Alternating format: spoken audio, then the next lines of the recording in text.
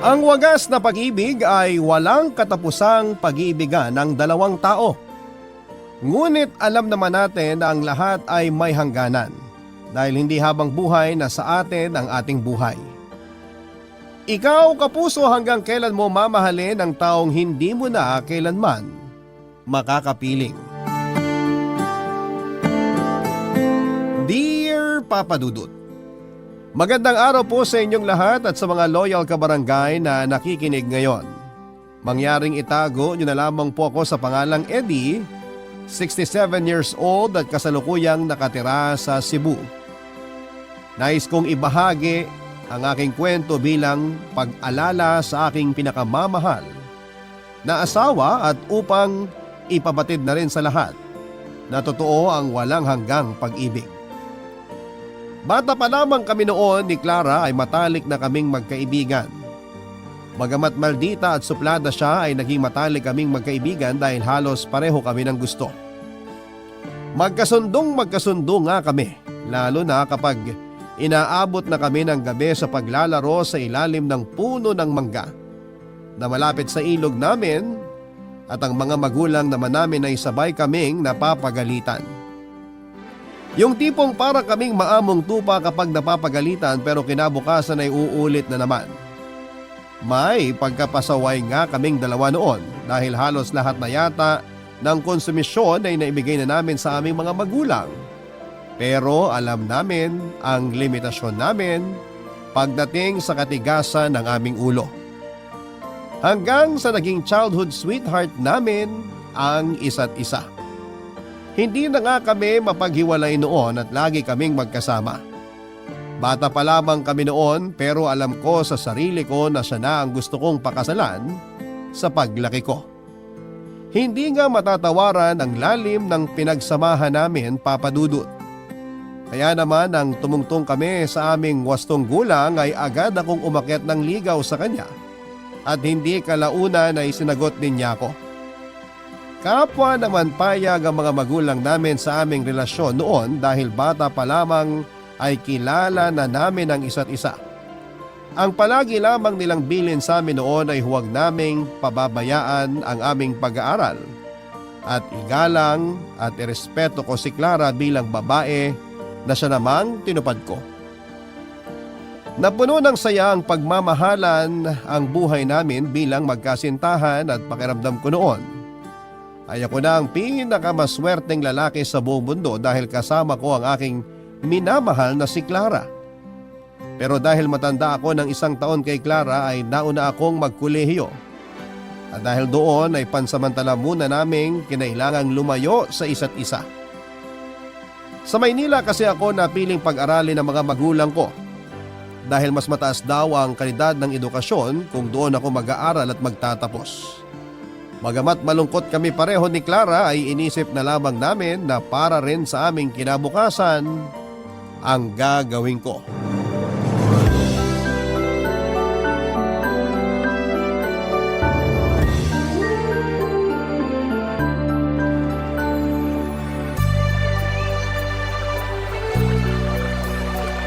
Kailan ba ang luwas mo?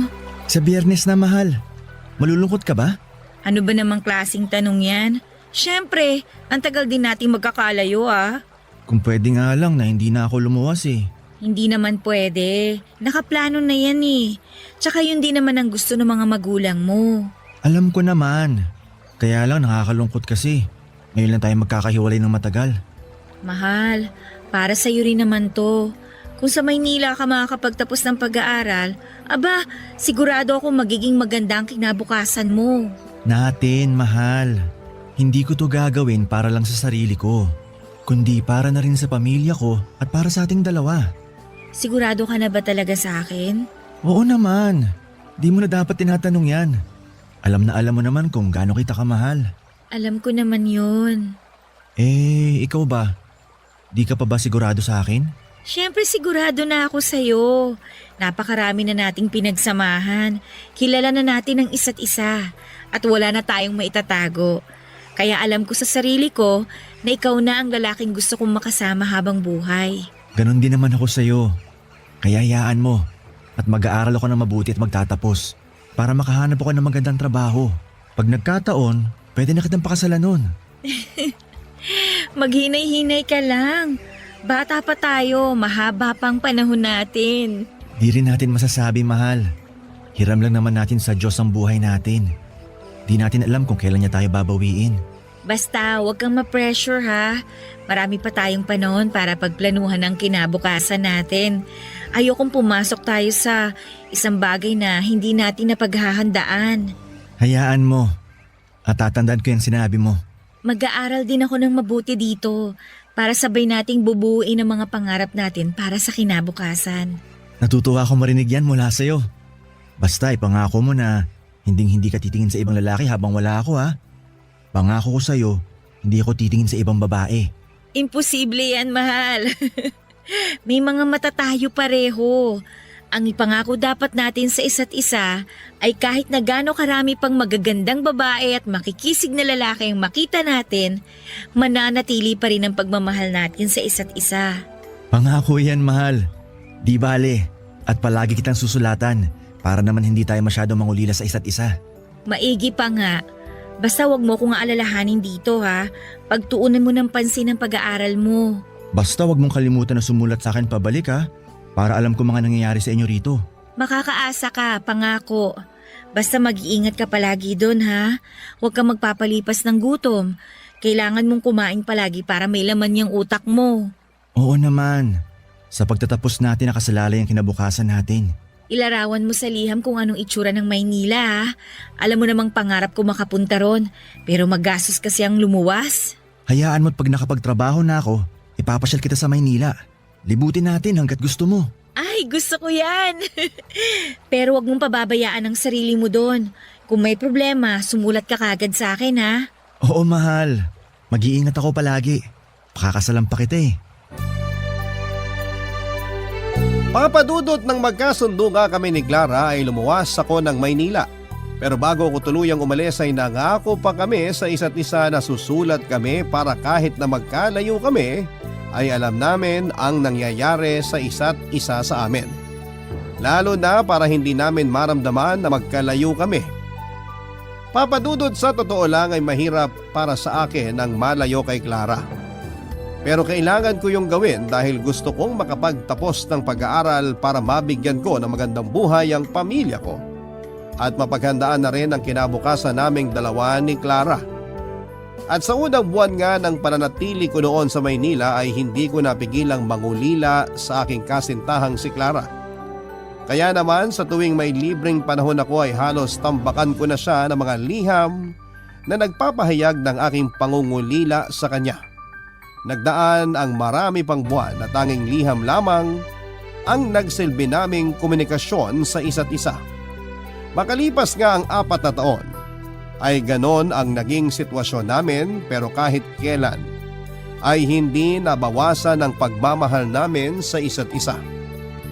Nang makapagtapos nga ako ng kolehiyo noon sa edad na 23, ay agad akong nagbalik sa aming probinsya dahil sabik na akong makitang muli ang aking pamilya, lalong-lalo na ang aking irog na si Clara.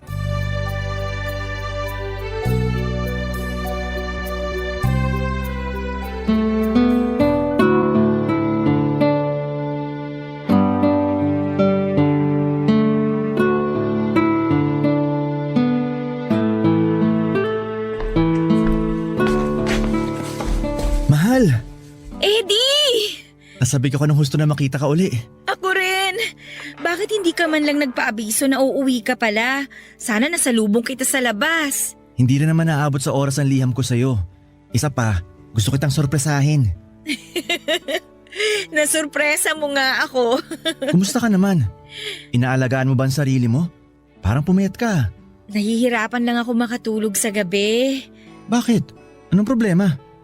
Nagpatingin ka na ba sa doktor? Wala naman to. Kapag nabawi ko na yung tulog ko, sigurado babalik din dati kong sigla. Sigurado ka, mahal? Nag-aalala ako sa'yo. Baka mamaya pinababayaan mo ng sarili mo. Huwag ka mag-alala. Hindi ko pinababayaan ang sarili ko. Ay, siya nga pala. Kumusta naman ang balikbayan? Lalo ka yatang kumisig dun ah. Binobola mo naman ako? Nagsasabi lang ako ng totoo. Baka nga mamaya may iba ka nang nagugustuhan dun eh. Malabong mangyari yan, mahal.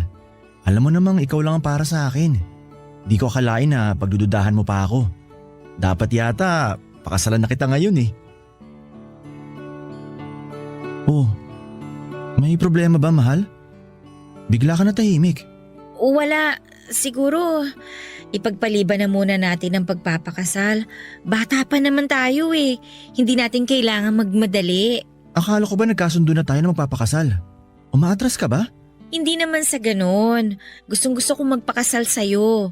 Pero isipin mo mahal, wala pa tayong sapat na ipon para magpakasal. Tsaka na siguro, pagpareho na tayong handa sa papasukin natin, ha? Naiintindihan ko. Pasensya na kung minamadali kita. Wala yun. Alam ko naman na gustong-gusto mo na akong pakasalan eh. Ayaw na kasi kitang pakawalan. Baka makahanap ka pa ng iba eh. Sira ka talaga. Hinding-hindi kita ipagpapalit sa kahit na sino. Ay, maiba ako. Nasaan pala mga magulang mo? Nasa bukid ang itay. Si inay naman nasa butika. Butika? Bakit? Sino may sakit? May nagpasuyo sa kanya na bumili ng gamot. Ganun ba? May pasalubong ako sa kanila eh. Talaga? Anong pasalubong yan? Mga gamit sa bahay. Maganda pero mura kaya nabili ko. Naku, matutuwa ang inay niyan. Meron din akong pasalubong para sa'yo. Para sa akin? Oo! Makakalimutan ba naman kita? Eto, Ano naman ang laman ng maliit na kahong ito? buksan mo. Napakagandang rosaryo naman ito, mahal. Nabili ko yan sa simbahan ng Quiapo sa Maynila. Ikaw agad ang naalala ko na makita ko rosaryong yan. Maraming salamat. Nagustuhan ko tong pasalubong mo sa akin. Alam ko magugustuhan mo yan. Tamang-tama at magnonobena kami mamaya. Sasabay na rin ako.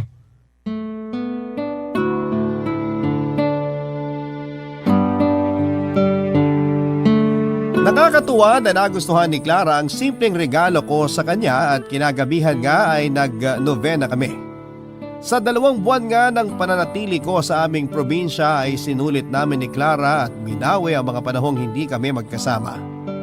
Pero nakakalungkot lang dahil kailangan ko na naman siyang iwanan dahil natanggap ako sa trabahong napag-applyan ko noon sa Maynila. Kahit nga labag din sa loob ni Clara na magkalayo kaming muli ay hinayaan na lamang niya ako dahil ayaw niyang maging hadlang siya sa mga pangarap ko na magkaroon ng magandang buhay. Siya naman ay kailangan ding manatili sa probinsya dahil 1 taon na lamang din ay malapit na siyang magtapos ng pag-aaral. Naisip ko nga noon na dapat kong pagbutihin ang magiging trabaho ko para makaipon ng pera at mapakasalan ko na si Clara at naging ganun nga ulit ang aming sitwasyon. Na tanging palitan lamang ng mga liham ang siyang komunikasyon namin noon. At dahil nga papadudot may telepono na noon sa pinagtatrabahuan ko ay paminsan-minsan akong nakikigamit noon upang matawagan ang kalapit ng naming bahay sa probinsya na merong telepono at doon naman ay nakikigamit si Clara at nagbabayad na lamang para sa abala ng pakikipag-usap ko sa kanya sa long distance call, Papa Dudut. Kontento naman kami noon ni Clara sa paraan namin ng pag-uusap dahil mainam pa ngayon kesa sa wala. Pero makalipas ang halos kalahating taon ay naging madalang noon ang pag-uusap namin at pagpapalitan ng sulat ni Clara na siya namang ipinagtaka ko. Dahil kilala ko siya at hindi siya papayag na hindi man lamang kami makapag-usap kahit na isang araw. Pero hindi ko naman napigil ang sarili ko noon na mag-isip na baka nagsawa na siya at nagulat na lamang ako nang makatanggap ako ng liham mula kay Clara. Pero labis kong pinagtaka dahil hindi yon sulat kamay niya. Nagsimula akong kutuba ng hindi maganda noon kaya naman nang magkaroon ng pagkakataon ay agad akong umuwi ng Cebu upang maalis ang aking mga agam-agam. Pero ganoon na lamang ang aking pagkabigla, Papa Dudut, nang makita ang aking pinakamamahal na si Clara na nakaratay sa kanyang kama at hinang-hinana, Papa Dudut.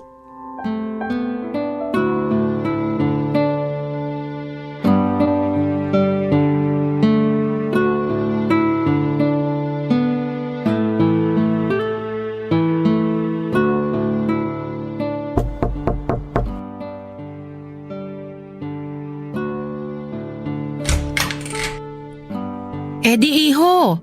Anong ginagawa mo rito? Hindi ba dapat nasa Maynila ka at nagtatrabaho? Gusto ko lang ho sanang makita si Clara. Natanggap ko ho kasi yung huling sulat na pinadala niya. Pero nagtaka lang po ako kasi hindi ho niya sulat kamay yun eh. Halika, pumasok ka. Pasensya na, hindi kita agad napapasok ha. Nabigla kasi ako sa pagdating mo. Ayos lang po. Kayo po ba nagpadala ng sulat ni Clara? Panahon na siguro para malaman mo ang totoo. Totoo? Ano pong totoo? Ipapaliwanag ko kapag nasa kwarto na tayo ni Clara. Halika, sumunod ka sa akin. Salamat po.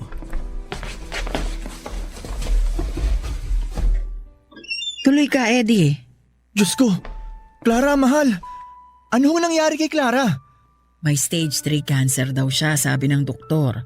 At may namumuuring tumor malapit sa lalamunan niya. Kailan pa ho? Matagal nang may sakit si Clara. Pero ayaw niyang ipasabi sa'yo dahil ayaw niya mag-alala ka sa kanya habang nasa Maynila ka. At baka raw mapano ka. Pero karapatan ko na malaman ang mga nangyayari sa kanya. Katulad na lang ho nito. May sakit pala siya pero wala akong kaalam-alam. Sinunod ko lang ang gusto ni Clara. Madadaan pa naman ho yata sa gamutan to, tama? Ipagamot ho natin si Clara. Tungkol dyan, iho, lumala ang sakit ni Clara dahil wala kaming pera para maipagamot siya. Dahil doon, nagkaroon ng taning ang buhay niya. Ano po? Hindi to pwede mangyari kay Clara. Alam kong hindi ito ang tama na sabihin, pero wala na tayong magagawa. Hindi na talaga nila kayang gamutin si Clara. Paano pong di na siya kayang gamutin? Sinubukan na ba nila? Hindi pa ho natin nasusubukan kaya wag sana kayo magsalita ng tapos. Di doktor nang nagsabi na walang gamot sa sakit na kanser ni Clara. At hindi na rin nila maagapan dahil malala na ito. Diyos lang ho maaaring magpasya kung kailan niya babawiin ang buhay ni Clara. Kaya kailangan nating subukan ng ipagamot siya. Tutulong ho ako sa pagpapagamot sa kanya. O sige, sabihin na nating may pambayad ka sa pagpapagamot sa kanya. Pero anong kasiguruhan na magagamot nga nila ang anak ko? Gayong sila na mismong nagsabi na hindi na magagamot pa si Clara. Baka ho may ibang paraan. Huwag niyo naman ho sanang sukuan na lang basta si Clara. Sukuan? Eddie, higit kanino man ako ang labis na nahihirapan na makitang ganyan ang anak ko. Anak ko yan eh. Ako ang nag-alaga at nag-aruga sa kanya. Kaya huwag mong sasabihin sa akin na basta ko na lang sinusukuan ang anak ko. Pasensya na ho. Nabigla lang ho ako. Nay. Clara anak, anong gusto mo? May masakit ba sa'yo? Wala ho. Parang naririnig ko po si Eddie. Mahal ko, andito nga ako. Iwan ko na muna kayo para makapag-usap kayong dalawa. Sige Eddie, ikaw nang bahala kay Clara ha?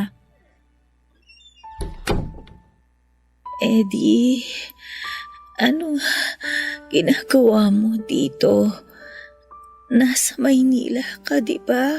Umuwi ako kasi hindi magandang kutob ko sa huling sulat na pinadala mo. Hindi ganun ang sulat kamay mo eh. Naisip kong baka may problema at pagdating ko rito, meron nga talaga. Matagal ka na palang may sakit. Bakit di mo sinabi sa akin? E di sana naagapan natin. Ayokong mag-alala ka sa akin. Anong klaseng dahilan naman yan, mahal? Hindi pwedeng hindi ako mag-alala sa'yo. Nobya kita at mahal na mahal kita.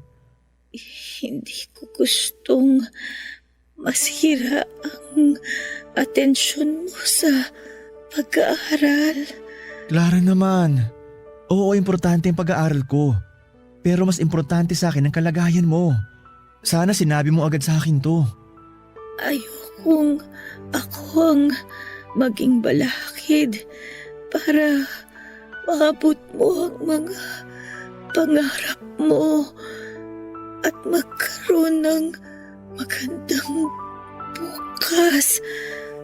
Gusto mo bang makonsensya ako dahil ako ang naging dahilan ng pagkasira ng pag-aaral mo?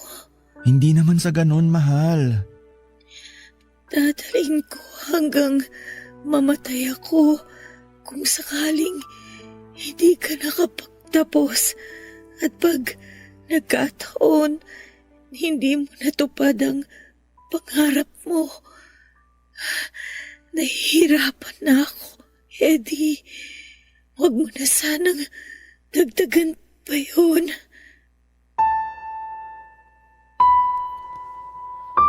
Papadudot dahil nga sa kalagayan noon ni Clara ay mas pinili ko na lamang na manatili sa Cebu para bantayan at alagaan siya. Stage 3 na ang cancer niya at paus na siyang magsalita dahil sa tumor niya sa kanyang lalamunan. At sa tuwing pinagmamasdan ko siya noon ay hindi ko maiwasang maitanong kung bakit yon nangyari sa kanya. Gayong napakabuti naman niyang tao. Napakahirap para sa akin na nakikita kong ganon ang kalagayan niya at wala man lang ako magawa upang alisin ang paghihirap niya. Ang tanging pinangahawakan ko na nga lamang noon ng mga oras na yon na nakakausap ko ng maayos si Clara. Madalas kasi kapag pinipilit nitong magsalita ay nahihirapan ito dahil sa bukol na ayon sa mga doktor ay isang malignant tumor at idagdag pa nga na nangihina na siya dahil sa stage 3 cancer nito. Pero sa kabila nga ng kanyang kalagayan ay hindi ko siya iniwanan bagkos ay mas pinaramdam ko sa kanya kung gaano ko siya kamahal at hindi siya nag-iisa sa kanyang laban. Nais kong ipabatid sa kanya na kahit na anong mangyari ay hindi ko siya iiwanan.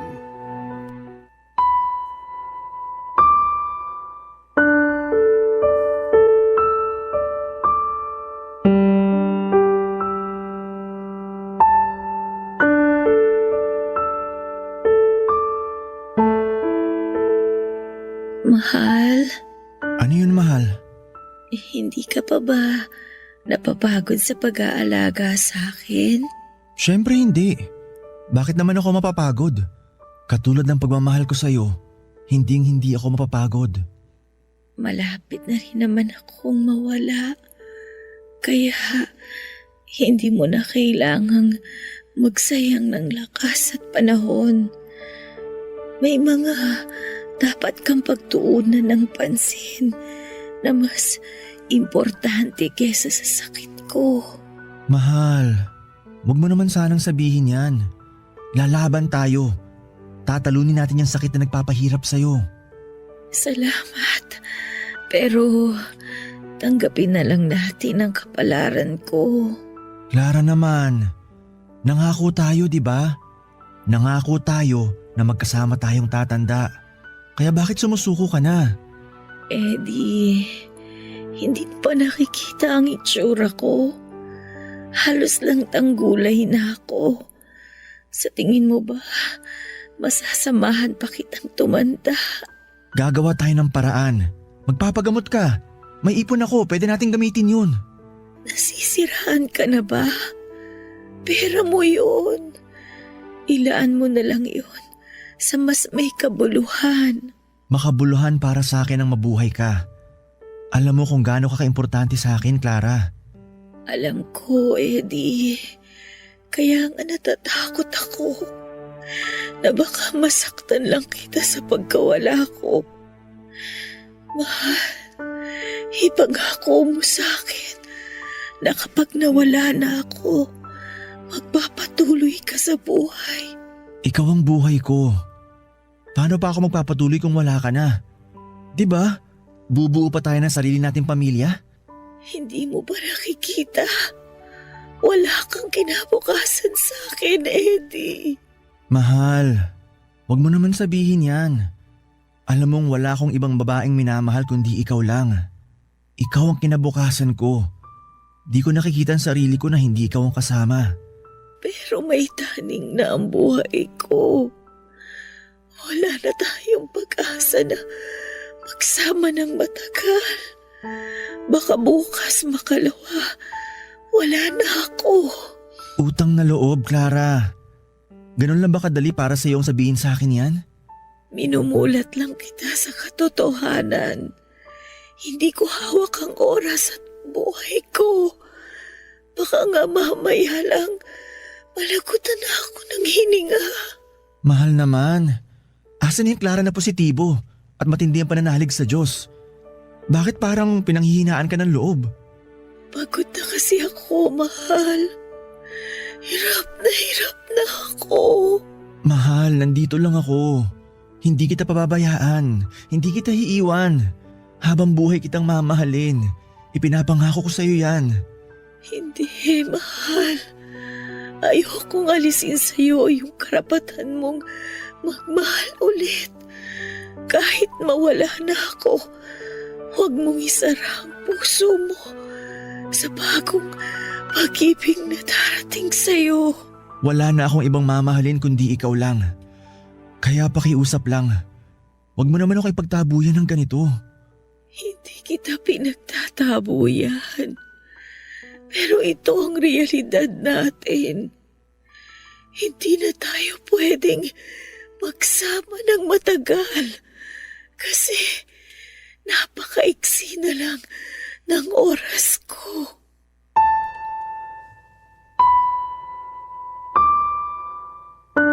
Papadudot na mulat ako sa katotohanan sa mga sinabi ni Clara sa akin. Doon ko napagtanto na hindi lang ako nananaginip ng masama, na totoo lahat ng nangyayari ng panahon na yon. At sa paglipas nga ng mga araw at buwan ay lumala ng lumala ang karamdaman ni Clara na tila dumudurog sa aking puso. Kitang-kita ko kung paanong unti-unti ay nalalagas ang dating makapal niyang mga buhok. Reaksyon ng mga gamot sa kanyang katawan. Sa totoo lang, Papadudot, ay hindi ko siya kayang tignan ng mga oras na yon dahil ipinamumuka sa akin ng tadhana na wala na akong magagawa para alisin sa ganong sitwasyon ng aking minamahal. Noong ko rin naramdaman ang pakiramdam na wala akong kwenta dahil hinahayaan ko lamang siya na maghirap. Kung maaari ko lamang sanang angkinin lahat ng sakit na nararamdaman niya ay ginawa ko na. Ganon ko siya kamahal, Papadudot, na kung magagawa ko lang ay angkinin ko ang sakit para hindi na siya mahirapan pa. Naisip kong hindi bali nang ako ang mahirapan, huwag lamang siya, Papadudot. Hindi ko nga naiwasang humanga kay Clara dahil sa kabila ng kanyang karamdaman ay nanatili siyang positibo ang pananaw sa buhay. Kahit nga unti-unti na siyang nakakalbo ay hindi siya nagreklamo sa kanyang itsura. Sinabi niya rin sa akin na tanggap na niya ang kanyang kapalaran, taliwas naman sa akin.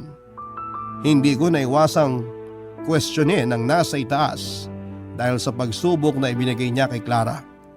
Pakiramdam ko ay hindi siya makatarungan dahil sa dinami-rami ng masasamang tao sa mundo ay napakabuting tao pa na tulad ni Clara ang naging biktima ng ganong sitwasyon. Isipin ko pa lamang na mawawala ng pinakamamahal ko sa akin ay para na akong pinapatay. At kung maaari lamang ay susundan ko siya hanggang sa kabilang buhay, Papadudot. Papadudot, makadiyos akong tao, pero dahil sa nangyari ay pakiramdam ko na unti-unting humihina ang pananampalataya ko sa kanya ng mga panahong yon. Nagdasal ako ng nagdasal na sana ay pagalingin niya si Clara, pero hindi niya ako pinakinggan. Ngunit sadya talagang napakabuti ni Clara at hindi niya hinayaang tuluyang masira ang aking pananampalataya. Pilit niyang ipinaintindi sa akin noon na ang lahat ng ginagawa ng Diyos ay may dahilan, pero itinanong ko sa aking sarili kung ano nga ba ang dahilan niya. Dahil nga sa matindiring pananampalataya ni Clara sa Diyos ay sinabi niya sa akin na hindi ko kailangang pagdudahan ang pagmamahal ng Diyos sa amin. Isipin ko lang daw kung paano kami nabuhay sa mundong nilikha ng Diyos. Sa paglipas pa nga ng mga araw ay ramdam ko ang unti-unting pagbigay ng lakas ni Clara. Alam ko na anumang oras ay mawawala na siya sa akin, kaya naman pinilit ko ang aking sarili na hanggang doon na lamang kami magsasama. At dahil nga sa labis kong pagmamahal sa kanya ay binuo ko na sa aking sarili ang pangakong hindi ako magmamahal ng iba kapag tuluyan na siyang binawi ng Diyos sa akin. Nang mga oras din na yon ay naisip kong gusto kong pakasalan si Clara bago siya mawala sa akin. Kaya naman nang dalawin ko siya sa kanila ay binuksan ko na ang paksa tungkol sa plano kong pakasalan siya, Papadudot.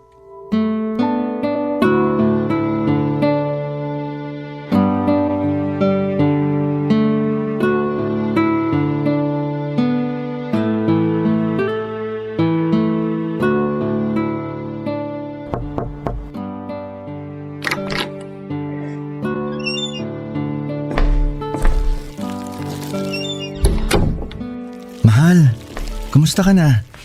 May pasulubong ako sa'yo. Nag-abala ka na naman. Ano ka ba? Alam mo namang basta ikaw, di ka abahala sa akin. Ano ba yung dala mo para sa akin? Eto, hilaw na mangga. Kinuha ko dun sa paborito nating tambayan. Sabi mo nung nakaraan, gusto mong kumain ito, di ba? Oo nga. May mga bunga na pala doon. Oo, meron na kaya nakakuha ko ron. Ano bang gusto mong sausawan? Asin o alamang? Asin. Sige, sandali lang, ipagbabalat kita. Siya nga pala, mahal. Buo na ang desisyon ko. Desisyon? Na alin? Na pakasalan ka. Napag-usapan na natin to, di ba? Walang kasal na magaganap.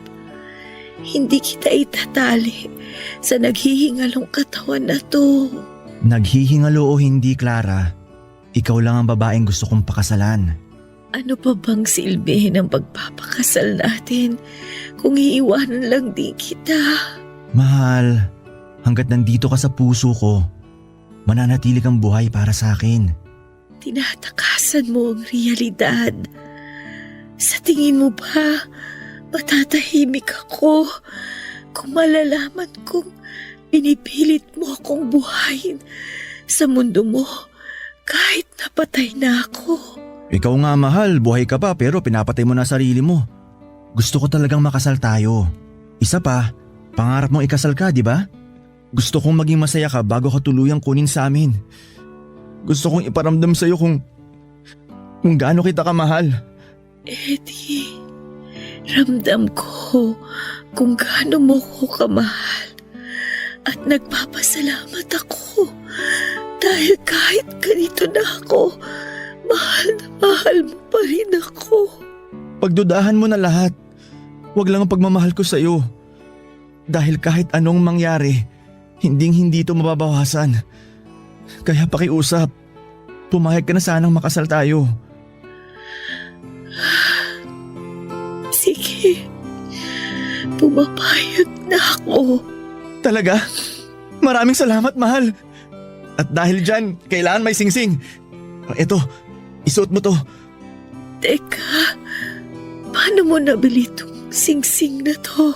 Hindi ba nangako ko sa'yo na pakakasalan kita? Matagal ako nag-ipon para mabili ang singsing na yan. Hindi nga lang ganun kamahal pero totoong ginto yan, mahal. Kahit peke lang yan, mahal. Napatawa rin kita. Ang tagal na rin mula nung huli ko nasilayan ang mga ngiti sa labi mo. Masaya lang ako sa pagmamahal na binibigay mo sa akin. Talagang nag-abala ka pang bumili ng singsing. Oo naman. Simbolo yan ng walang hanggang pagmamahal ko sa'yo. Mahal na mahal din kita. Kaso, pasensya ka na ha? Kasi maaga kitang maiiwan. Ayos lang, mahal. Alam ko naman magkakasama din tayo sa kabilang buhay. Pero, huwag kang susunod agad ha. Nakukuha mo pa talaga magbiro. Ayoko naman kasing puro sakit at lungkot ang baunin ko kapag nawala na ako. Panatag akong lilisan kung alam kong tanggap mo nang maluwag sa dibdib ang pagkawala ko. Sa totoo lang, mahirap. Ngayon pa lang para na ako nauupos na kandila. Pero pangako ko sa'yo na magpapakatatag ako. Mabuti kung ganon. Tandaan mo lagi. Ayokong ako ang maging balakid sa mga gusto mong gawin sa kinabukasan mo. Mas gusto ko na gawin mo akong inspirasyon. Matapos nga ang napakahaba naming diskusyon ni Clara ay napapayag ko rin siya na magpakasal kami, Papa Dudut. Nang sa ganoon ay habang buhay ko siyang makasama at hindi ko maramdaman na mawawala na siya sa akin. Alam kong makasarili ang desisyon kong yon dahil katumbas noon ang hindi ko pagpaparaya sa kanya. Pero tao lamang ako na labis siyang minahal. Isa pa ay gusto ko siyang pabaunan ng magandang alaala at tuparin ang pangarap niyang maikasal sa taong mahal niya na ako rin lang naman.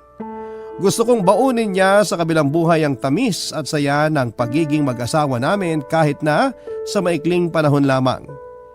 Ipinabatid ko nga sa aming mga magulang ang balak naming pagpapakasal at wala ni isa sa kanila ang tumutol lalo pa at alam nila kung gaano namin kamahal ni Clara ang isa't isa. Ang sabi nila ay nais din nilang pabaunan ng masayang alaala si Clara bago ito tuluyang lumisan. 3 araw lang naman ang inabot ng aming preparasyon dahil sa bahay na lamang nila Clara ko na piling magpakasal kami. Hindi na rin naman siya makatayo para pumunta ng simbahan at doon magpakasal. Tanging malalapit lang na tao ang naging saksi sa aming kasal at isang pare. Nagpalitan nga kami ng wedding vows at sinabi ko sa kanya na siya lamang ang babaeng mamahalin ko sa habang buhay, Papa Dudut. Nang maisuot ko na nga sa kanya ang singsing na simbolo ng aming pagmamahalan ay napagulhol siya ng iyak dahil sa tuwa at lahat din doon ay napaluha sa iba't ibang kadahilanan. Tuwa at pangihinayang sa aming pag-iibigan na maagang tinuldukan ng panahon. Pero para sa akin ay hindi titigil ang pagmamahal ko kay Clara kahit wala na siya. Matagal na naming maikasal or matapos naming maikasal ay nagsialisa na ang ibang mga bisita upang bigyan kami ng panahon para masulit namin ni Clara ang mga natitirang sandali na kami ay magkasama. Humiga ako noon sa kanyang tabi at hinawakan ng mahigpit ang kanyang mga kamay. At sinabi niya sa akin na masaya siyang pinagbuklod kami ng Diyos, Papa Dudut.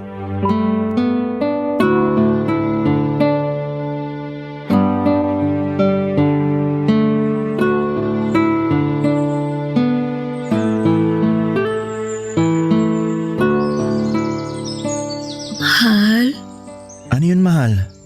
makasarili ba ako kung sasabihin kong napakasaya ko na naikasal na tayo? Hindi.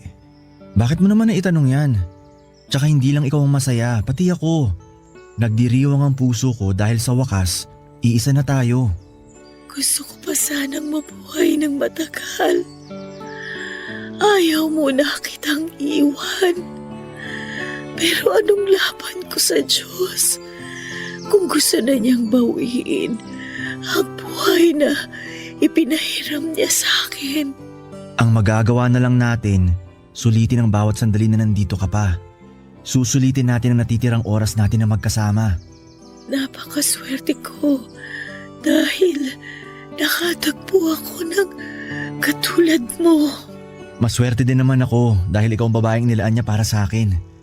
Kahit na ilang oras pa lang tayong kasal, matindi ang pasasalamat ko na pinag-isang dibdib niya tayo. Walang katumbas na sayang naramdaman ko nung pumayag ka magpakasal sa akin. Nung una, ayoko talaga.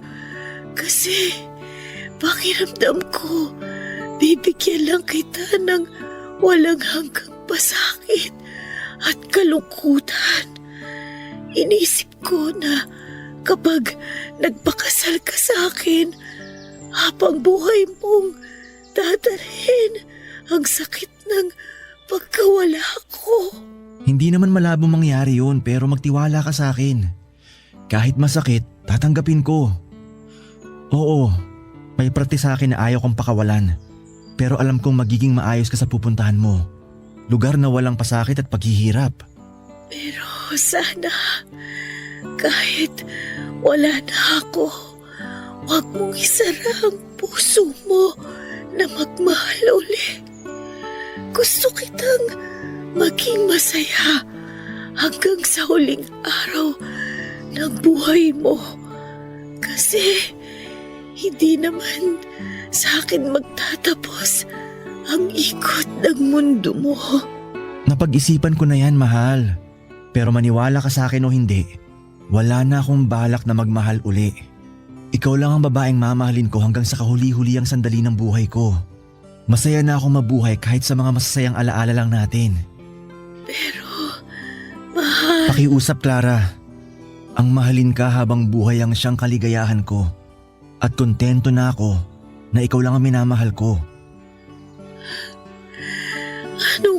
kabutihan ba ang nagawa ko at biniyayaan ako ng Diyos ng isang lalaking katulad mo. Basta lagi mong tatandaan na wagas ang pagmamahal ko sa'yo. Mahal na mahal kita. Mahal na mahal din kita. Mahal. Salamat nga pala at pinagbigyan mo ko na puntahan natin tong puno na tinatambayan natin noon. Nakakatuwa na nandito pa rin ang mga pangalan natin na inukit natin dito sa puno. Oo nga mahal. At lumain man yan ng panahon, hindi yan mabubura katulad ng pagmamahal ko sa'yo. Ay, teka. Komportable ka ba dyan sa pagkakaupo mo? Oh, salamat. Gusto ko talagang mapanood mabuti ang paglubog ng araw. Alam mo mahal, ikaw ang nagsisilbing araw ko. Ang nagsisilbing liwanag ng buhay ko. Salamat. Pero ito ang tatandaan mo, mahal. Sa bawat paglubog ng araw, muli itong sisikat na kahit pansamantalang baluti ng kadiliman ng mundo mo, may liwanag pa rin na kinabukasan para sa'yo. Kaya kahit na anong mangyari, wag na wag kang panghihinaan ng loob dahil mahal na mahal kita at mananatili ako sa tabi mo kahit wala na ako. Alam ko. Pakiusap ko lang sana. Palagi mo akong gabayan mula sa itaas. Pag ako mahal ko, pwede mo ba akong yakapin ng mahigpit? Nilalamig ako. Sige. Pero kung gusto mo, iuwi na kita. Dito muna tayo sandali. Gusto ko munang magpahinga. Sige, mahal ko.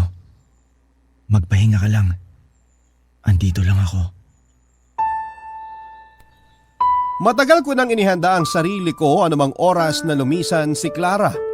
Pero nang makita ko kung paano niyang ipinikit ang kanyang mga mata na tila natutulog matapos sambitin ng mga katagang yon, ay agad akong napahagulhol habang yakap ko siya sa aking mga bisig at nakita ko kung paanong walang buhay na lumaylay ang kanyang mga kamay. Umiyak ako ng umiyak habang yakap-yakap siya ng mahigpit at paulit-ulit na sinasambit kung gaano ko siya kamahal. Hindi ko na nga namalaya na isang oras na pala akong ganon kung hindi pa kami sinundan ni Tita Sally at napaluha siya nang makita ang itsura ko at ang walang buhay na si Clara. Agad naman akong niyakap ni Tita Sally at sinabing makakapagpahinga na si Clara at ang mabuti pa raw ay iuwi na namin ito.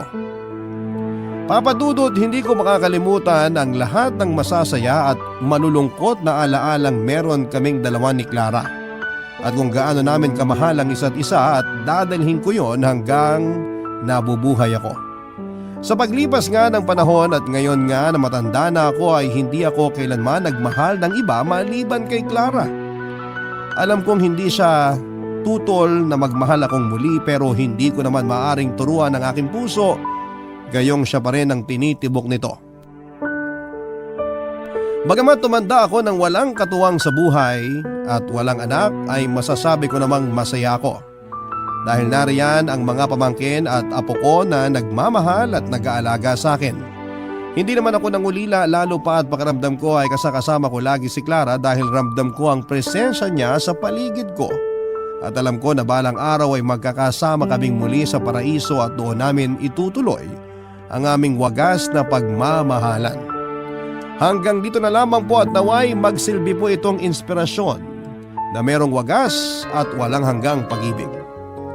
Maraming salamat kung ito man ang mapipili po ninyong basahin ngayong araw and more power sa inyong programa. May kanya-kanya naman tayong tipo sa isang tao.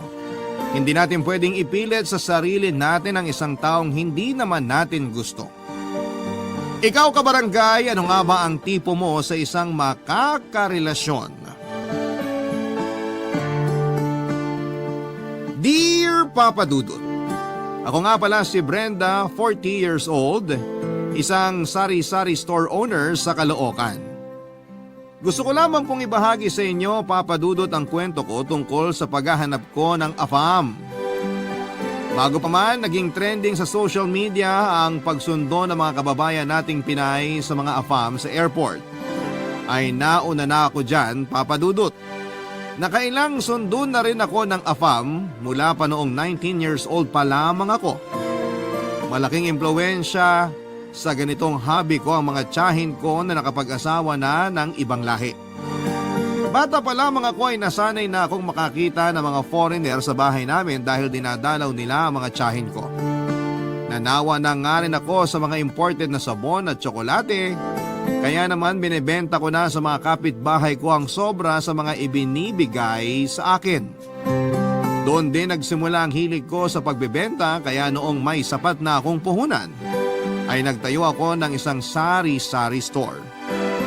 Naging successful naman ang small business ko at nagdagdag pa ako ng ibang paninda na hindi kasali sa sari-sari store. Tulad na lamang ng bra at panty na pwedeng hulugan tuwing katapusan. Ito ang pinagkakaabalahan ko habang naghihintay ng tamang AFAM para sa akin. Sa edad kong 40 ay marami na ang nanunukso sa akin na mag-asawa na raw ako, Papa Dudut. Kahit sino na lang daw ay pupwede na. Siyempre malaki ang pagpapahalaga ko sa sarili ko at ayokong kahit na sino na lamang ang mapangasawa ko.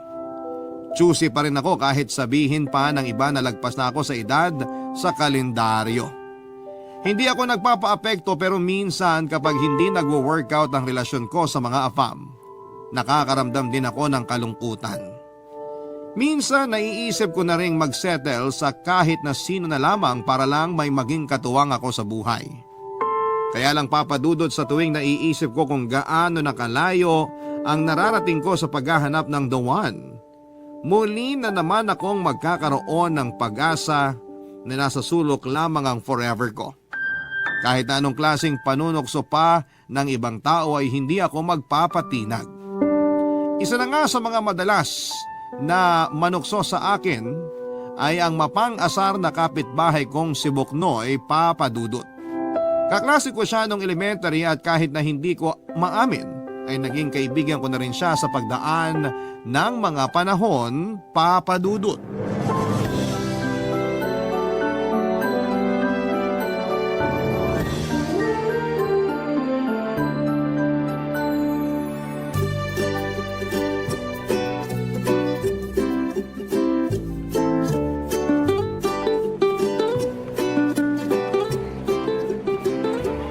Hello, good morning or good evening.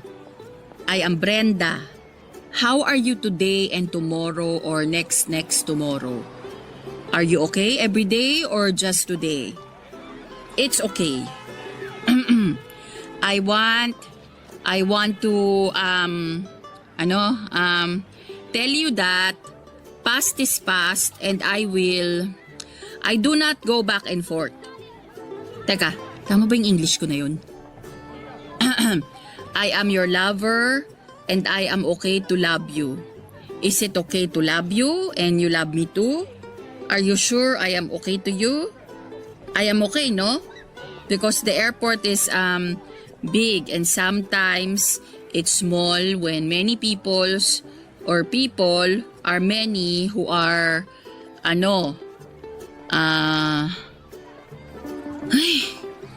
wag na nga lang akong magbanggit tungkol sa airport. Mapapahaba lang yung English ko eh. Hindi ko kayang mag-explain. You know. Uy, Brenda, Ano ka ba naman, Buknoy? kinakausap mo na naman ang sarili mo sa harapan ng estante ng mga toyo mo. Nang beses ko bang sasabihin sa'yo na huwag mo akong gugulatin, ha? Ano naman bang kailangan mo? Ang sungit mo ah. Yan na ba ang nagagawa ng English sa'yo? Para sabihin ko sa'yo, importante na matuto tayong magsalita ng English. Sa'yo lang siguro importante kasi hayok ka sa AFAM. Okay na ako sa Tagalog. Sariling atin kasi ang tinatangkilik ko. Ano bang kailangan mo? Dalian mo, marami pa kasi akong gagawin. Alam mo kung ako sa'yo, sa harapan ka ng mga betsin mag-practice ng English. Baka sakaling maituwid yung dila mo. Di na ako natutuwa. Joke lang, ikaw naman. Pabili ako ng isang balot ng mani at 3 yosi. Kala ko ba titigil ka na sa Yossi? Sana, pero na-stress ako sa English mo eh. Talagang Joke lang, para sa tatay ko to. Yung mani, sa akin. Ay, pabili na nga rin ng isang pack ng napkin, yung may pakpak. sino ngayon sa atin na nakaka-stress ang English? Napkin kasi yan, anong alam ko dyan? Eh bakit ka bumibili kung wala kang alam sa napkin? Para sa pamangkin ko yan. Tuwing katapusan kasi yung dalaw niya, kaya bibilan ko na. Lagi kasing nakakalimutan nun na bumili. Tingnan mo na. Maayos ka naman palang tao eh. Maayos naman talaga ako ah. Eh bakit sa akin ang gaspang mo? Siguro kasi nung past life ko, ginamit mo akong liya. Di na talaga ako makakuha ng maayos na sagot sa'yo, no? Ayusin mo rin kasi yung tanong mo. O sige, may tanong ako. Sagutin mo na maayos ha. Basta bigyan mo ako ng discount sa binili ko sa'yo. Hindi pwede. Eh di don't. Ano ba yun? Magsusundo kasi ako ng AFAM sa airport bukas.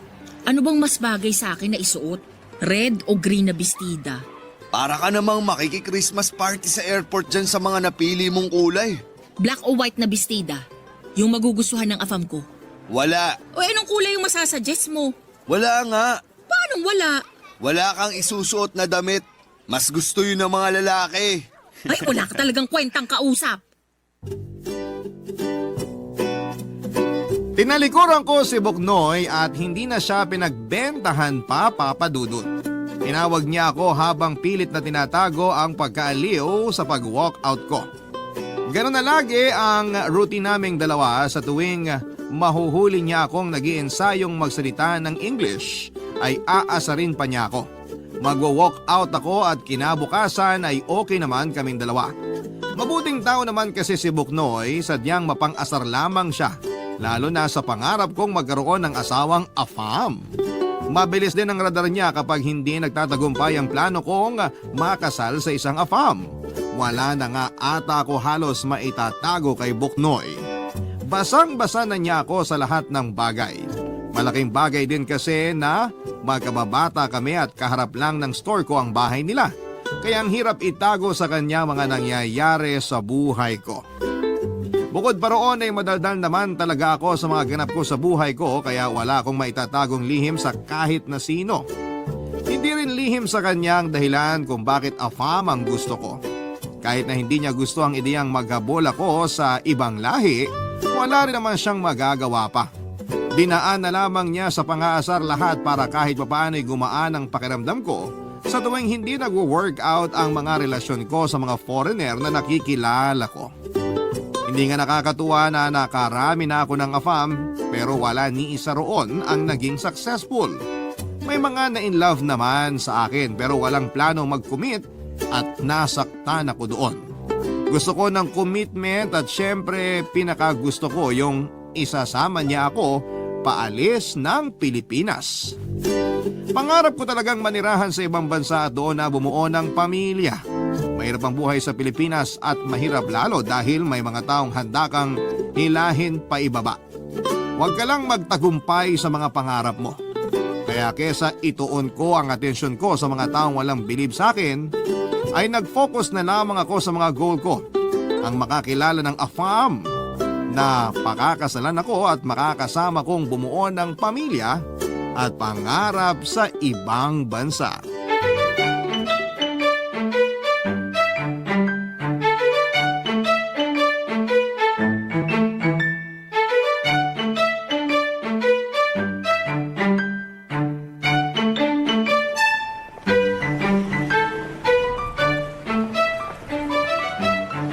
Uy, Brenda! Mukhang ginabi ka ah. Traffic. Buong araw kang wala. Ang daming padaan-daan dyan kanina sa tindahan mo. Sayang yung benta. Bakit? Responsibilidad ko ba lahat ng mamimili rito sa barangay natin?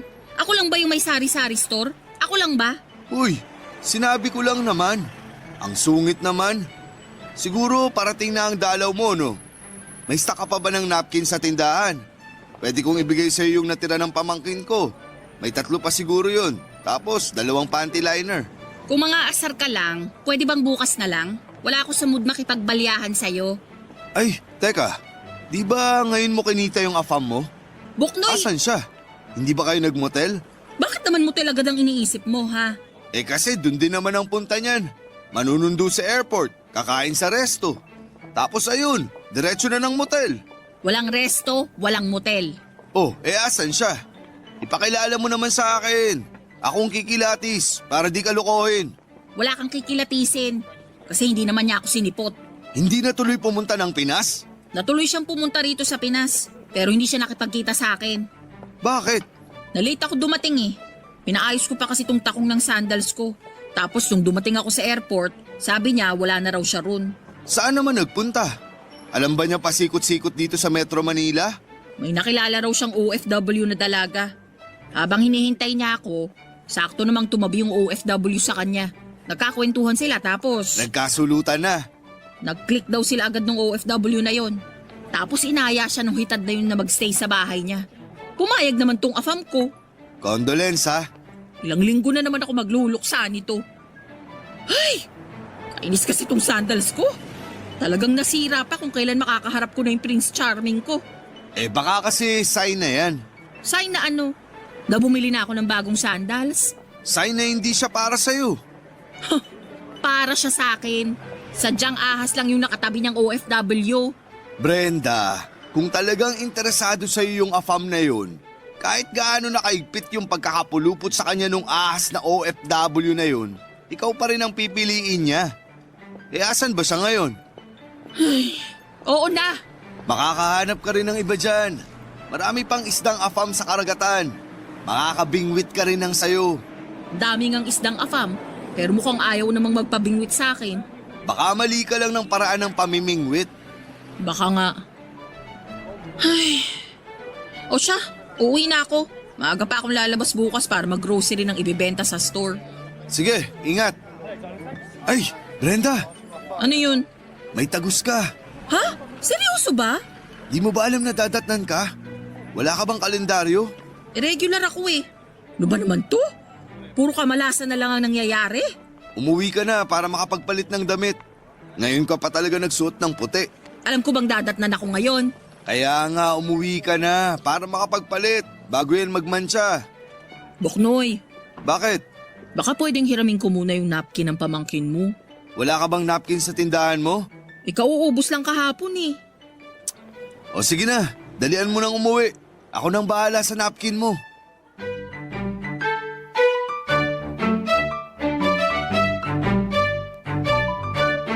Nagmamadali akong umuwi para lamang makapagpalit na at maibabad na ang puting bestida ko, Papa Dudut.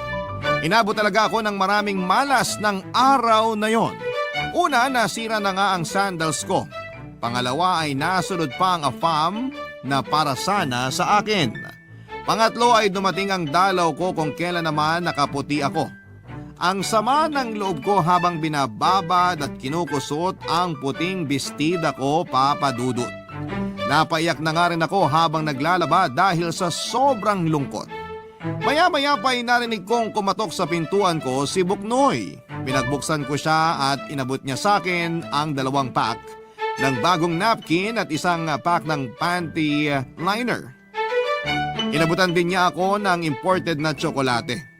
Nagulat ako kasi akala ko yung natirang napkin lang ng pamangkin niya ang ibibigay niya sa akin. Pero binilhan pa pala niya ako. Baka raw, hindi ko kasukat ang napkin ng pamangkin niya dahil mas maliit ako. Natawa na lamang ako dahil wala talaga siyang kaalam-alam sa napkin. Nagtaka rin ako sa imported na chocolate na ibinigay niya. Ang sabi ni Buknoy ay binigyan niya raw ako ng chocolate kasi hindi raw umabot sa akin yung pasalubong ng afam ko. At natawa naman ako. Maayos naman kasi si Buknoy at maasahan mo talaga. Siya ang panganay sa kanilang 5 magkakapatid. Siya ang tumulong sa mga magulang niya para mapagtapos sa pag-aaral ang mga kapatid niya. Single si Buknoy, Papa Dudut, at sa pagkakaalam ko Isang beses lang siya nagkaroon ng karelasyon. Tumagal sila ng 5 taon bago nanawa yung babae at pinagpalit siya sa isang foreigner. Kaya naiintindihan ko kung bakit lagi niyang kinokontra ang kagustuhan kong makapangasawa ng foreigner dahil nga sa personal niyang experience. Sinubukan ko siyang kausapin tungkol sa naging relasyon niyang yon pero nililihis niya ang usapan, Papa Dudut. Wala naman ang galit sa puso at mga mata niya pero mas pinili na lamang niyang tuluyan ng talikuran ng chapter ng buhay niyang yon. Naawa nga ako sa kanya kasi tulad ko ay tumanda na rin siyang single. Pero di tulad ko ay mukha naman siyang masaya kahit na single pa siya. Barangay Love Stories. Barangay Love Stories. Papa Dudut, hindi pa rin ako tumigil sa paghahanap ng AFAM ko kahit na ilang linggo pa lamang ang nakakalipas. Mula nung hindi ako sinipot ng nakamabutihan kong AFAM.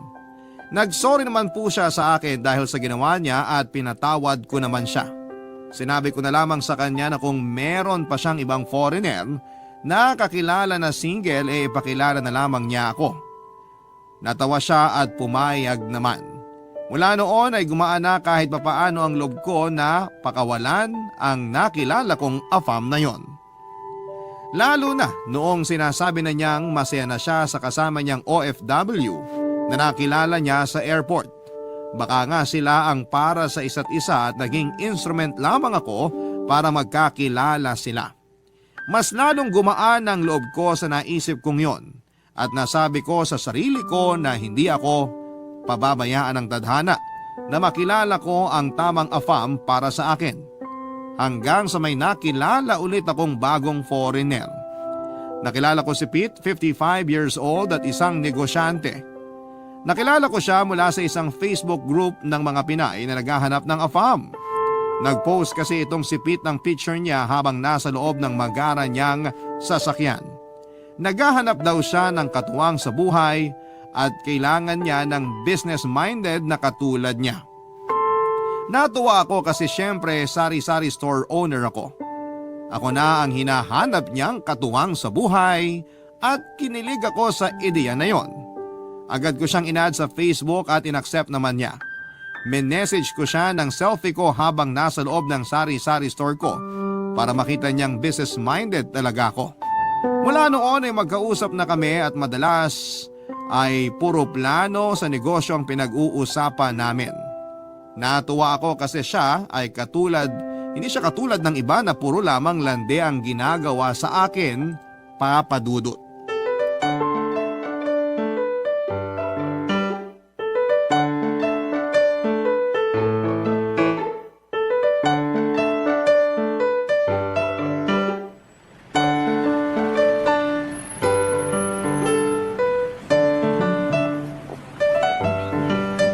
May Facebook group ang mga Pinay na naghahanap ng AFAM?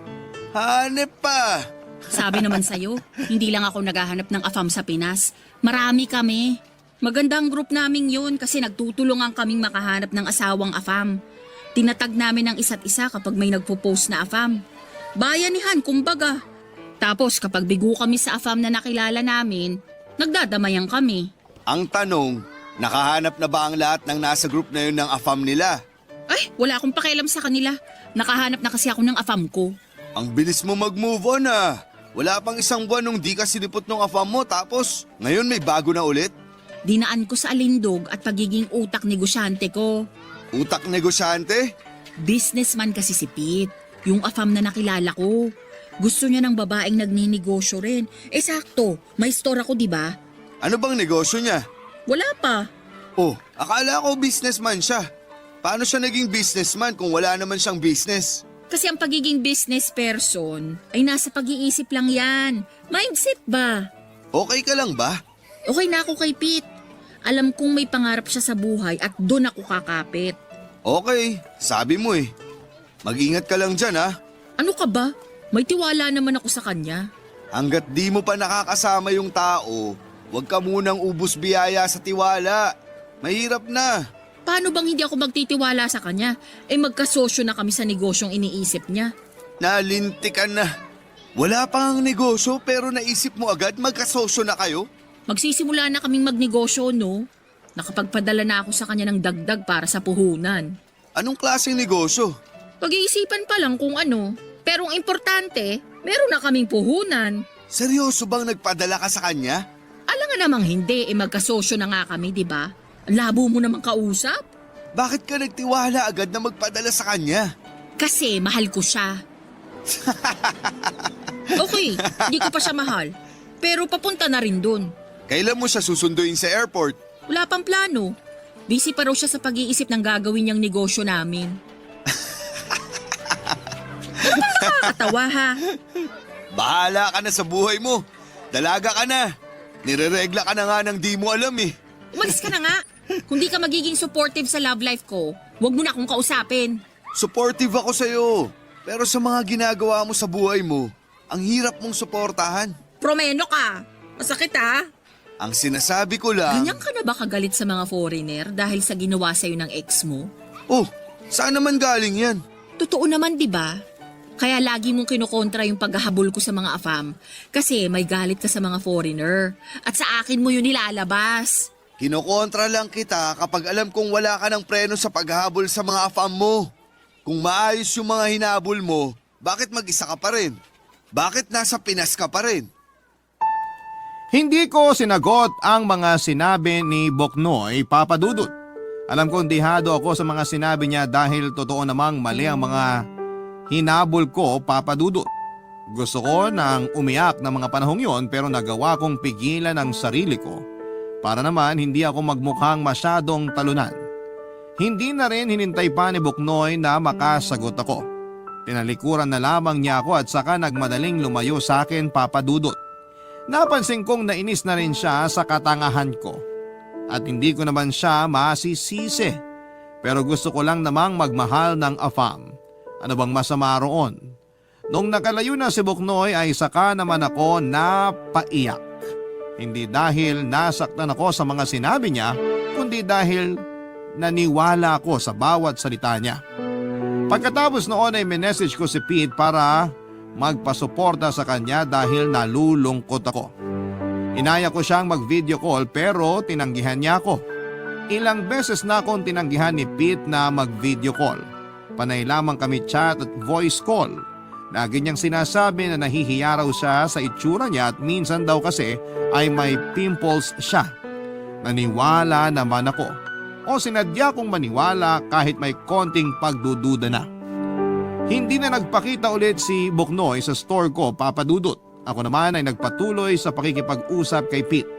Ang dami na naming pinag-usapang mga plano kahit na hindi ko maintindihan ang mga sinasabi niya ay oo na lamang ako ng oo dahil may tiwala ako sa kanya. Nakailang beses na rin akong nagpadala sa kanya para sa puhunan na negosyo na sinasabi niya. Kahit na noong kasagsagan noon ay wala pa rin akong balita sa mangyayari. Pikit mata pa rin akong nagtiwala sa kanya dahil gusto ko na siya. Mas nangibabaw sa akin ang kagustuhan kong maging asawa siya kesa ang makasama siya sa kahit na anong negosyo. Pero kung negosyo ang magiging dahilan para makita niya ang halaga ko ay tutulungan ko siya roon para lamang makita niya ako ang karapat dapat para sa kanya. Hindi ko na lamang inalintana, Papa Dudut, ang mga ipinapadala ko sa kanyang pera. Hanggang isang araw ay hindi na lamang siya nagparamdam pa. Nagulat na lamang ako na nakablock na pala ako sa kanya sa lahat ng social media accounts niya. Nagsimula lang ang lahat ng yon nang ilang beses ko siyang tinanong kung kailan kami pwedeng magkita. Sa pag-block niya sa akin ay nakuha ko na ang sagot, Papa Dudut.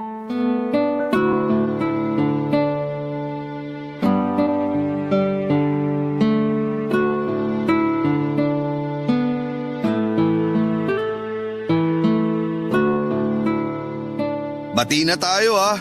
Malamang, nagiinuman na nga tayo ngayon. O, tagay pa. O bakit ka naman tumatawar yan, ha? Hindi ako makapaniwalang na denggoy ka ng inaakala mong afam. Oo na, tanga nga, di ba? Kaya shot pa. Sabi naman sa'yo huwag kang magtiwala agad. Ay, masisisi mo ba ako? Isa gusto ko nang mag-asawa ng AFAM. Naiintindihan naman kita. Kaya lang, syempre ang dami ng manluloko sa Facebook ngayon. Lahat pwede na magpanggap na AFAM sila. Kung bakit naman kasi hindi ko naisip na poser lang pala siya? Nagtataka ako kung bakit di mo naisip na Pinoy lang din siya. Eh yung bangko niya na pinagpapadalan mo, pang Pinas lang naman.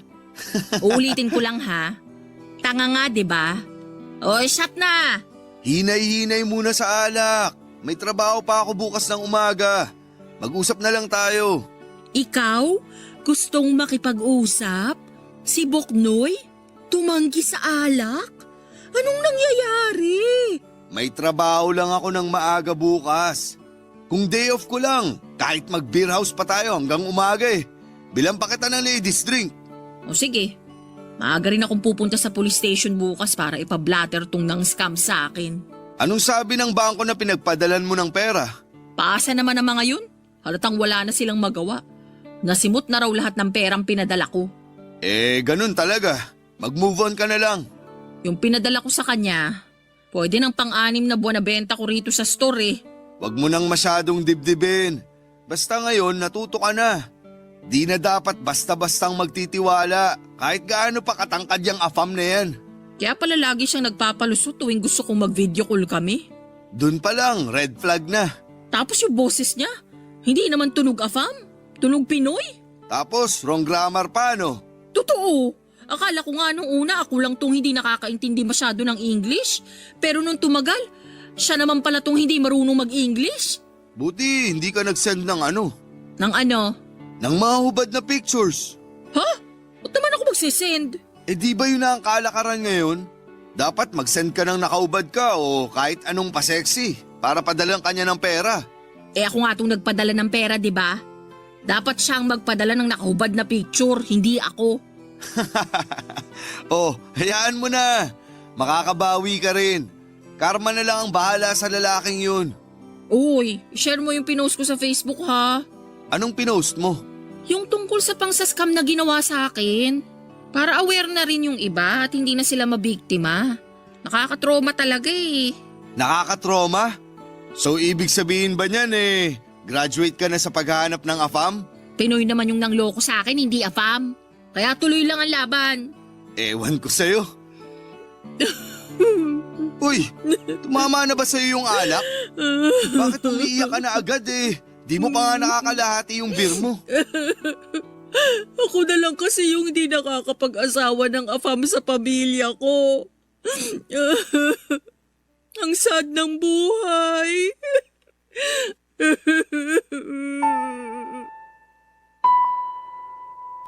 Napakwento na naman tuloy ako kay Buknoy sa dahilan ko kung bakit AFAM ang hanap ko. Nakinig naman siya kahit narinig na niya ang ibang kwento ko noon.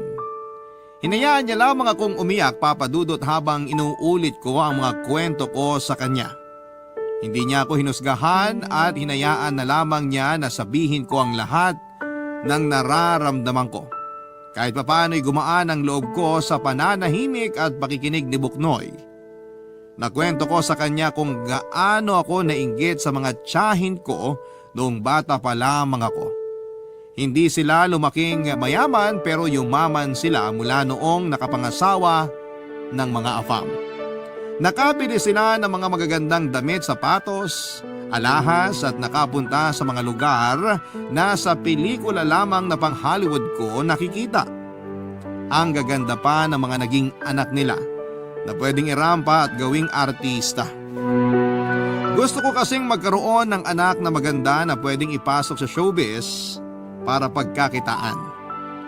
Kaya nga nangako ako sa sarili ko na gagawa ako ng sariling paraan para maging ganon ang buhay ko. Gusto ko rin ng AFAM na seseryosohin ako dahil yung tiyahing ko noon ay hindi sila sineryoso ng mga Pinoy na nakarelasyon nila. Kaya ang ending sa AFAM ang bagsak nila at doon sila totoong naging masaya. Alam kong sa AFAM talaga ako magiging masaya, Papa Dudut. Pagkatapos kong umiyak kay Buknoy ay saka naman niya ako inasar. Noong nalaman niyang ayos na ako ay saka niya binitawan yung mga biro niya. Natawa na lamang ako, Papa Dudut. Kung normal na araw siguro niya ako inasar nang ganon ay baka nasapo ko na siya. Pero dahil nakatulong siya para maproseso ko ang nararamdaman ko ay hinayaan ko na lamang siyang asarin ako. Malaki po ang naitulong niya para maintindihan ko na hindi naman sa akin ang kulang. Mali lang talaga ang mga napipili kong AFAM. Pero hindi ibig sabihin noon ay wala na akong makikilalang para sa akin. Darating din yun na lamang ang iniisip ko para hindi na gaanong kasakit ang isiping wala pa rin akong happy ending. Barangay Love Stories. Barangay Love Stories. Papa Dudut, hindi ko pa rin tinanggal ang pag-asa sa puso ko na balang araw ay makakatagpo din ako ng AFAM na mamahalin ako. Pero nagpahinga muna ako sa paghahabol. Kinailangan ko munang bumawi mula sa pagkakaubos ng ipon ko dahil sa nang scam sa akin, Papa Dudut. Nagdoble kayod ako para makaipon ulit. Nagbenta na rin ako ng yema, halo-halo, barbecue at mga makeup at naging mabenta naman lahat ng yon. Kaya kahit papaano'y naibsan yung lungkot ko mula sa mga nangyaring hindi maganda sa akin noong nakaraan. Nag-leave na rin muna ako sa Facebook group ng mga Pinay na naghahanap ng AFAM para makapag-concentrate ako sa mga negosyo ko. Hataw na hataw ang mga negosyo ko at hindi ko pwedeng pabayaan yon. Natuwa naman si Buknoy sa mga nakitang pagbabago sa akin. Natawa na lamang ako kasi hindi naman ako nagbago. Ganon pa rin ako. Umaasa pa rin ang puso kong makatagpo ng AFAM kaya lang ay busy pa kasi. Hindi ko naman na kinontra pa si Buknoy at hinayaan na lamang siyang maniwala sa iniisip niya tungkol sa akin. Lumipas nga ang ilang araw at nabawi ko na rin ng mga higit kalahati ng nawalang pera sa akin. Nagbalak na rin akong palakihin ang sari-sari store ko at balak kong gawing mini grocery store na bukas hanggang alas 12 ng hating gabi. Balak ko pa lang naman noon pero suportado ni Bukno yon. Nag-volunteer pa nga siyang magtrabaho para sa akin sa gabi dahil kailangan din daw niya ng dagdag na income. Lalo't gusto niyang pag-aralin ang pamangkin niya. Hindi pa man ako nakakapagtayo ng mini grocery store ko ay heto at suportado na agad ni Buknoy na akala mo nangyayari na sa kasalukuyan ng negosyo ko. Nakakatuwang magkaroon ng kaibigan na katulad niya na kahit mapang-asar at taklesa pero may puso pa rin para tulungan ka, Papa Dudut.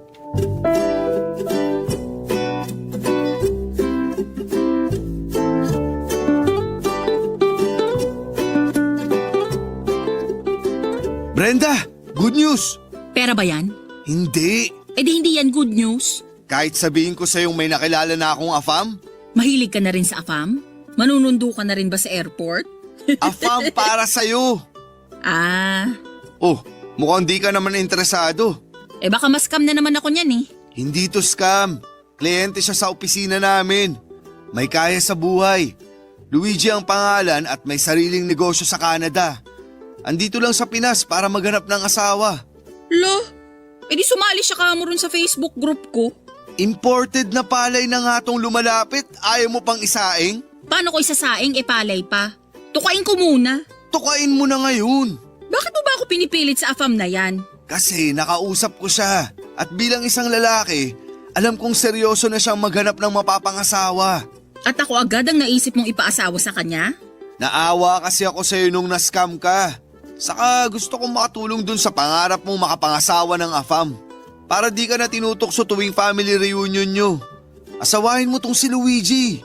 Ayos ba talaga yan? Ipupusta ko yung nanay ko kung palyado to. Ibibigay ko talaga sa'yo si nanay. Kahit wag mo nang ibalik, ayos lang. Patingin ang picture. Saka ibigay mo sa akin yung ibang detalye sa kanya. Teka, nagpicture kami sa cellphone ko eh. Hanapin ko lang. Oh, ito na. Tingnan mo. Patingin nga kung palaban. Ay, gwapo. Thank you.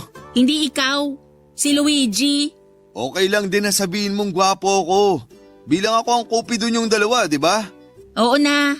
Oo na gwapo ako o oo na kasi payag ka nang kilalanin si Luigi. What? Marunong ka nang gumamit ng tamang English words ha?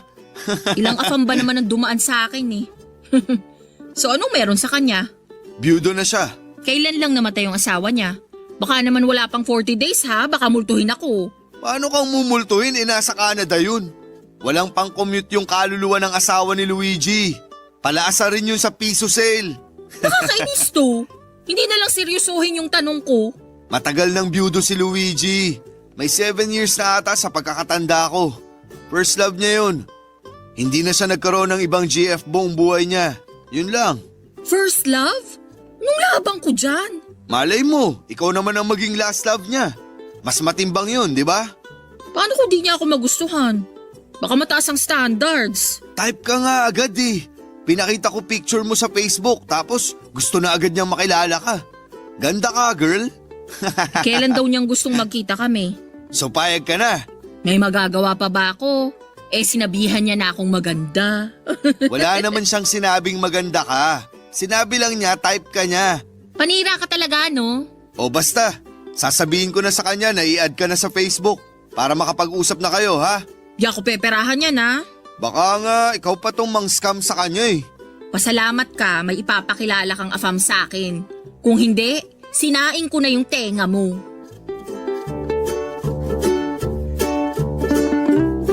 Nagkakwentuhan muna kami ni Buknoy bago siya nagpaalam.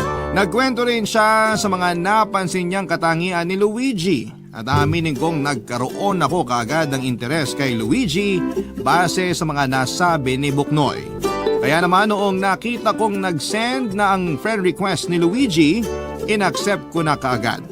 Minessage niya ako at formal na pinakilala ang sarili niya. Nagkasundo kami kaagad at natatawa siya sa mga sinabi ko.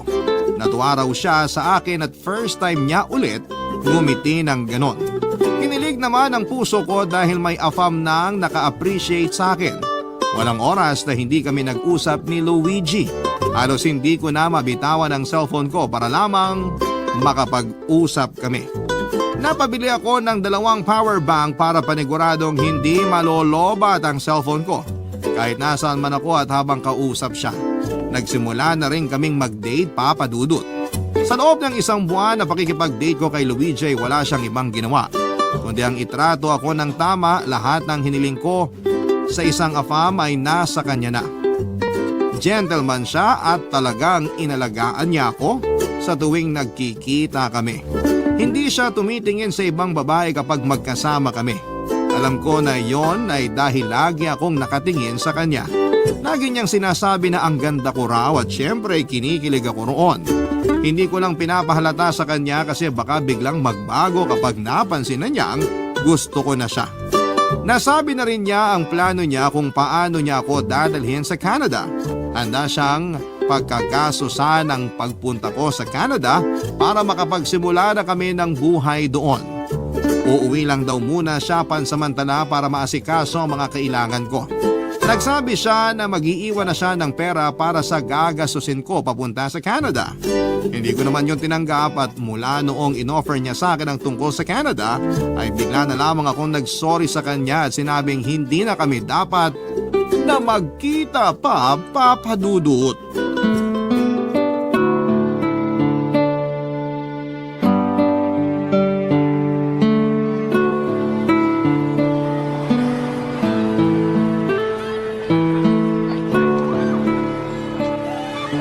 Nakabalik ka na?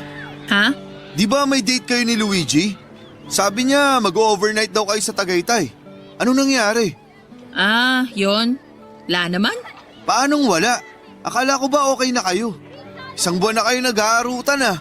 Sa wala talaga eh. Ganun talaga. Tanggapin na lang. Huwag mong sabihing nakipaghiwalay siya sa'yo. Siya pa talaga ang may ganang makipaghiwalay ang ganda mo na nga. Akong nakipaghiwalay. Ikaw pa talaga tong may ganang makipaghiwalay? Ang gwapo na nga niya. Gusto niya akong dalhin sa Canada para magpakasal na kami doon. Oh, di ba yun naman ang pangarap mo? Nasa harapan mo na, bakit di mo pa tinuka? Di ko rin alam eh. Basta ang alam ko, nung sinabi niyang kukunin niya na ako papunta sa Canada, nalungkot ako. Anong nakakalungkot sa Canada? Kung ako lang yan, baka ngayon pa lang nag-empake na ako. Kahit next month pa ang flight ko. Ewan ko nga rin. parang hindi ako masaya na pupunta ng Canada. Siguro kasi nalungkot ako na iiwan ko tong store ko. Iiwan ko yung pangarap kong magkaroon ng malaking grocery store. Mga ganun. May kaya si Luigi. Pwede siyang magpatayo ng grocery store para sa'yo sa Canada. Sa mas gusto kong magbenta ng mga desashay na shampoo at toothpaste dito sa Pinas eh. Bakit ba? Hayaan mo na yun. Nanghihinayang lang kasi ako. Bakit naman ikaw tong nanghihinayang? Ikaw ba tong niligawan? Ikaw ba tong inofera na pumunta ng Canada? Nag-effort kaya ako para sa inyong dalawa. Lalo na sa'yo. Anong effort naman ang ginawa mo para sa akin, Aber? Todo benta ako sa'yo pagkaharap siya. Kaya nga agad-agad gusto na niyang ipakilala kita sa kanya eh. Alam ko na yan. Nasabi nga niya sa akin. Nasabi niya? Lagi niyang sinasabi sa akin kung paano mo ko binibida sa kanya. Ang sinabi ko lang naman, hindi siya lugi sa'yo kasi quality ka. Kung makapagsabi ka naman ng quality dyan, akala mo inahing manok ako na nangingitlog ng ginto? Seryoso nga. Sinabi ko sa kanya na marunong ka sa mga gawaing bahay. Masarap kang magluto, lalo na ng tinola.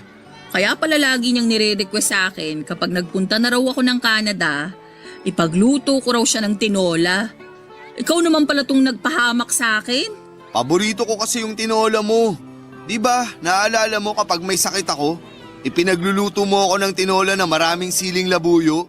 Maganda kasi ang sili para magpawis ka. Oo nga eh. Dati gusto ko na lang laging magkasakit para ipagluto mo ako ng tinola. Kahit naman wala kang sakit, magsabi ka lang ipagluluto kita. Kaya na-inlove sa'yo si Luigi. Na-inlove sa akin kasi kung ano-anong pinagsasasabi mo. Tama bang banggitin mo sa kanyang namumula ang pisngi ko sa tuwing sinasabihan akong maganda? Totoo naman ah. Bagay kaya sa'yo kapag namumula ka. Mas lumalabas ang ganda mo. Saka sinabi ko sa kanya na banggitin na maganda ka kapag wala ka sa sarili. Kasi sobrang pula ng pisngi mo pag ganun. Sinabi mo rin pala sa kanya na kumakanta ako? Correction! Ang sinabi ko sa kanya, maganda ang boses mo kapag kumakanta ka. O edi salamat. Ay, sayang talaga. Pero hayaan mo na. Kapag may afam ulit kaming kliyente, ibibida ulit kita. Di na kailangan. Bakit naman? Pass na ako sa AFAM. Baka kailangan, tangkilikin ko muna ang sariling atin. Seryoso ako noong sinabi kong pass na ako sa AFAM, Papa Dudut. Kota na ako at alam kong oras na para tangkilikin ang sariling atin. Doon ako sa Pinoy na makakaintindihan ko. Iyong Pinoy na hindi dudugo ang ilong ko sa kaka-English. Iyong Pinoy na kaya kong makipag-argumento ng hindi nauubusan ng salita. At higit sa lahat isang Pinoy na nakakakita ng ganda ko hindi lang ng panlabas kundi ng kalooban ko. Isang Pinoy lang naman ang nakita kong gumawa noon para sa akin. Si Buknoy. Papa Dudut, hindi ang store ko ang dahilan kung bakit natakot akong iwan ang Pilipinas at pumunta sa Canada, kundi ang suki ko sa store ko na yon na si Buknoy.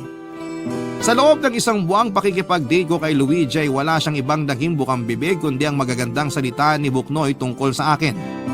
Lagi na lang namumula ang mga pisngi ko sa mga papuri ni Luigi na galing naman talaga kay Buknoy. At doon ko na-realize